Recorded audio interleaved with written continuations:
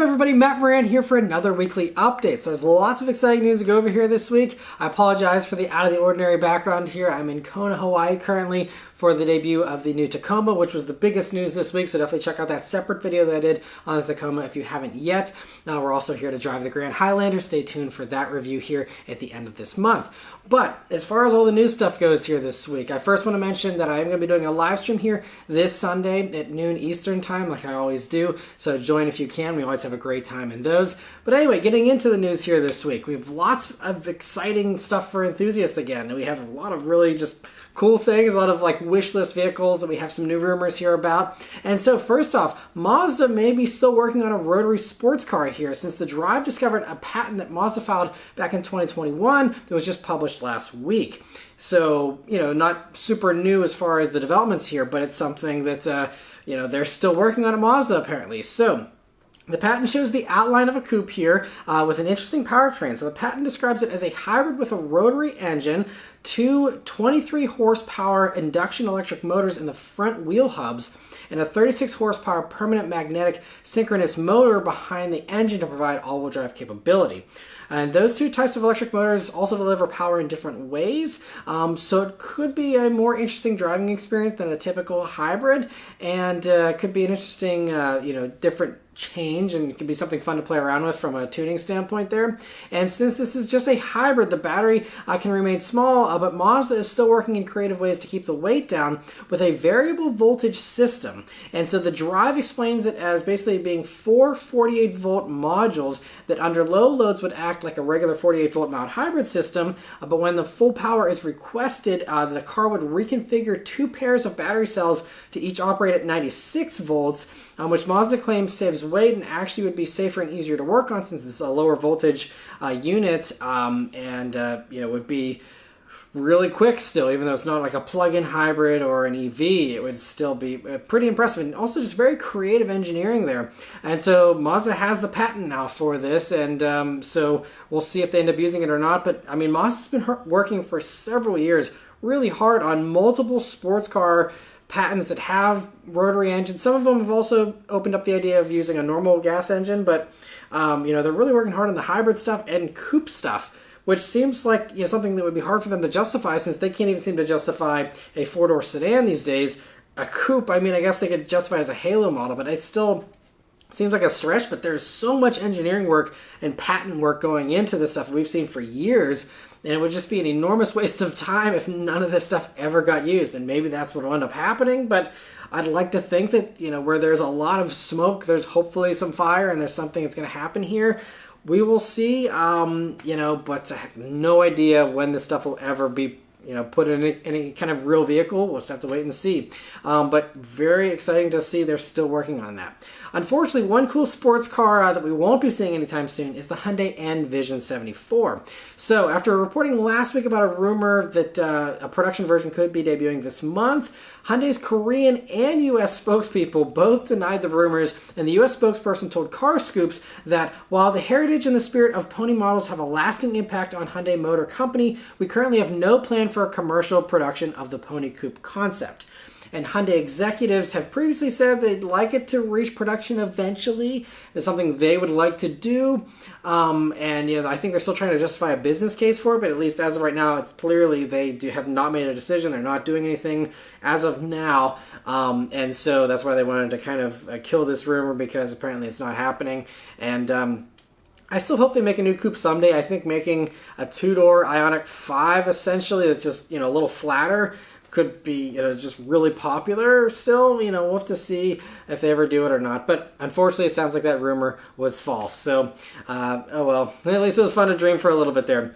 Moving on, though, for another potential dream thing that might be a little bit out there, but Best Car Web in Japan is reporting that at a rally event in Japan recently, Toyota's new CEO was supposedly talking about how much he loves the Celica and that he'd like to see a new Celica. And again, this is an executive. They all have dreams and wish lists, too, of things they'd like to do, even if, they can't justify the business case for it.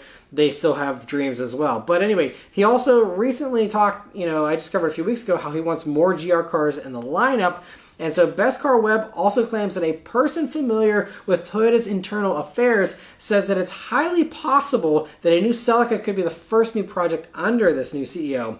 And they speculate it could be an EV. I think it'd be cool to still do some type of just affordable front-wheel drive sports compact.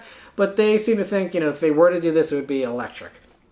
And again, this is just a wish list thing for the CEO, but he holds all the power now, right? So, hopefully they could push this through, even if it doesn't make a ton of business sense. I don't know. We'll have to see. But it could make a little more sense if there's some other competition. And that leads me into the next story. And another wish list thing here is a new S2000 or something like that. So Autocar spoke with Honda's European vice president, who recently said, watch this space. 2023 is 75 years. We had the S2000 at 50. And then he added a who knows at the end of it.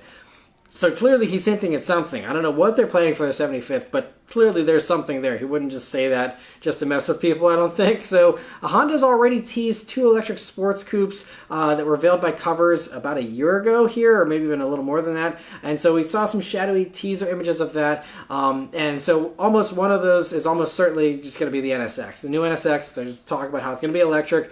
And that is almost certainly what we're seeing there under the one cover. But for the other one, it was thought to be some type of, new Honda sports car. And even though that clearly looks like a coupe, so not really an S2000 successor, it could be a new Honda sports car that isn't an NSX. And so, the only thing is, though, he's saying it's 75 years, stay tuned.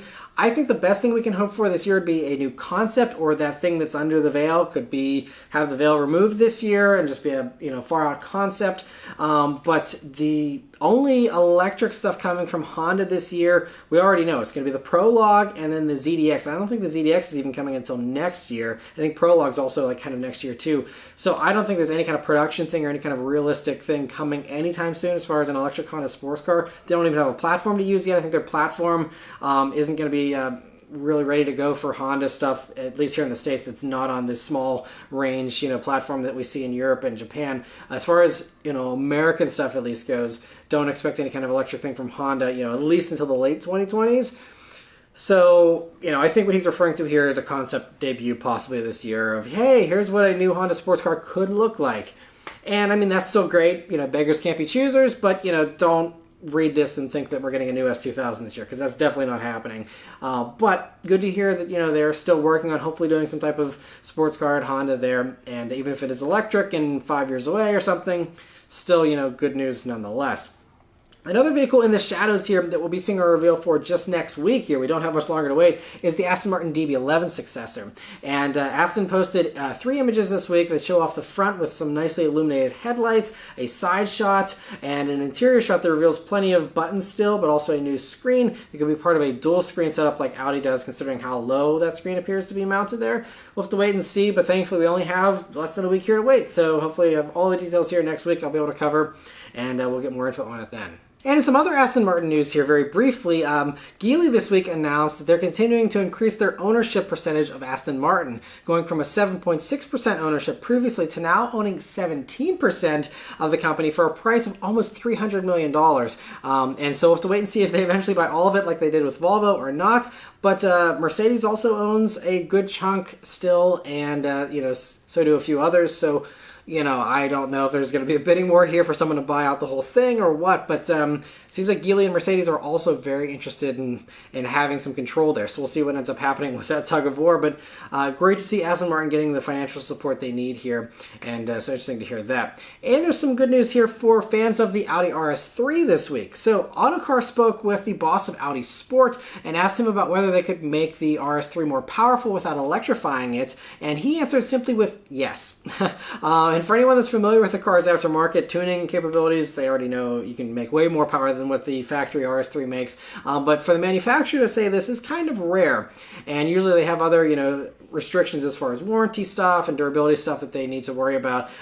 But he went on to say here during this interview that we will increase the 5-cylinder for the next step. We will improve that. And then he also added that there's still a way to go. We will really sharpen our products in the future, which is kind of funny to say because it's not like an RS3 isn't sharp already, but apparently they're going to sharpen it. sounds good. It already is fantastic as it is. But anyway, so sounds like a faster and more potent RS3 is already in the plans here. And great to hear that the 5-cylinder still has a few more years left and they're not getting rid of it prematurely. Audi did say they're planning to launch only EVs from 2026 and beyond. So, we still only have, less than 3 years here. But hey, at least it'll go out with a bang, and sounds like we're going to have another couple of years here at least of advancements for the RS3. So great to hear that. Rimac also has some impressive news here this week. So they took the Nevera that's already been around for a couple of years now and did some new testing on unprepped surfaces this week, and it ended up setting 23 new performance records. So here's the impressive stats. It took just 1.74 seconds to do a 0 to 60 mile per hour run. A 0 to 100 miles per hour only took 3.21 seconds, and it did the standing mile in 20.59 seconds. And beyond that acceleration stuff, another interesting thing here is that the aerodynamics and the brakes are also clearly pretty good, because it also set a record for the 0 to 249 mile per hour to 0 time of just 29.93 seconds. So less than 30 seconds to go to 250 and back to stopping. Wild stuff. So very, very impressive. And the previous record holder for that record was the Koenigsegg Regera, and that took 1.5 seconds longer to do that, which is kind of an eternity whenever you're talking about stuff like this, but also, it's not a huge difference, but, that's significant, one-upping on a record for it to be 1.5 seconds faster. And by the way, these records were verified by 2 separate companies, and it was even done on street-legal Michelin Cup 2R tires. And it's an unprepped surface, so it could potentially even get better on a prepped surface with non-street legal tires. But, still just impressive. They kind of gave themselves a slight disadvantage, and it still came out as an easy winner with all these records. So wild stuff there. And in some other electric hypercar news here, during Tesla's shareholder meeting this week, Elon Musk was asked about the Roadster, and he revealed that we expect to complete the engineering and design of the next-gen Tesla Roadster this year, and hopefully, this is not a commitment, start production next year. And he explained that it was pushed back after the Cybertruck and the Semi because it's not even the icing on the cake, it's the cherry on the icing on the cake. So it's definitely not going to be a huge contributor to revenue, and it will be a modest contributor to profitability, but it will be sick, is what he said. So, it sounds very impressive. And I think someone even asked him about the Rimac times, and I think he said LOL to that and just was laughing about the Rimac times. So that could go either way. Either there's no way that he's going to hit those times, or he thinks they'll do way better than those times. Be interesting to see either way. We'll see what ends up happening when that vehicle finally does see the light of day. But great to hear that it is still happening and still, something they're working on. In other future Tesla news here, during the same meeting, Elon also showed off their own shadowy teaser here and said, "I just want to emphasize that we are actually building a new product. We are actually designing a new product. We're not sitting on our hands here." And added that there are 2 new products that I think you'll be very excited about. And both the design of the products and the manufacturing techniques are head and shoulders above anything else that is present in the industry. If I were to guess, just these 2 new products alone, we will probably make in excess of 5 million units a year of these 2 models combined. And I was like, don't sue me, don't expect this out of me, but he's guessing 5 million units a year. That could be a big stretch, but whatever he's talking about here clearly has large volumes. Some people have taken this to mean that he's talking about the refreshed Model 3 and the Cybertruck, but he's talking about new things. I think he would just have said it was the Cybertruck and the new Model 3 if he was, or at least the Cybertruck he'd be open about. So this to me seems like it could potentially be the affordable Tesla that, has been rumored for a long time. That would also go with the high, unit, estimate there. We'll have to see. There's also talks of a robo-taxi he's been wanting to do. That could be maybe something. We'll have to see. But either way, sounds like there is something big coming from Tesla very soon, if it's going to be something between 2 things that do 5 million units a year. So interesting to hear that. Also, Chrysler is hard at work on their first electric vehicle, but in a recent interview that Motor Trend did with Stellantis design chief Ralph Giles, he said that Chrysler's CEO actually wanted a statement that had literally nothing to do with anything that you have seen today, even the Airflow concept car. It is evolving in a new direction.